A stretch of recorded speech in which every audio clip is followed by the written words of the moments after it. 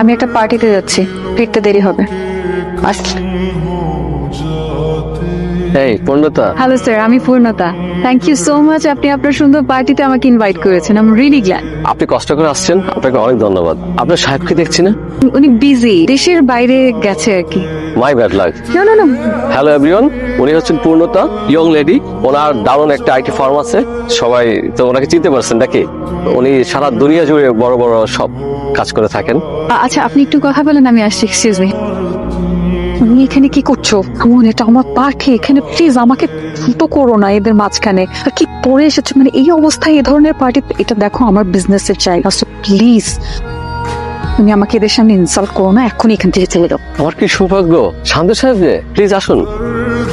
আপনি আসছেন, আমি সিরিয়াসলি বিশ্বাস করতে পারছি না। এক্সকিউজ মি এভরিওয়ান, উনি হচ্ছেন মিস্টার শাহরিয়ার শান্ত, একজন বিখ্যাত চিত্রশিল্পী। আমি প্যারিসে একজন বিখ্যাত চিত্রশিল্পীর কাছে ওনার নাম শুনেছি। তার কাছে শান্ত সাহেবের অনেকগুলো আঁকা ছবি আছে। শান্ত সাহেব কিন্তু একজন ভালো মানের ইন্টেরিয়র ডিজাইনার এবং একজন খুব ভালো মানুষ। উনি অনেক বড় বড় প্রতিষ্ঠানের কাজ ছেড়ে দিয়েছে। যে জায়গায় দেখা যাচ্ছে অন্যান্য কোম্পানিগুলো হা করে তাকিয়ে থাকে ওই সমস্ত কোম্পানির কাজগুলো করার জন্য, উনি কিন্তু সব পার্টিতে যান না। আপনাকে ধন্যবাদ আবার, আপনি কষ্ট করে আমার পার্টিতে আসছেন।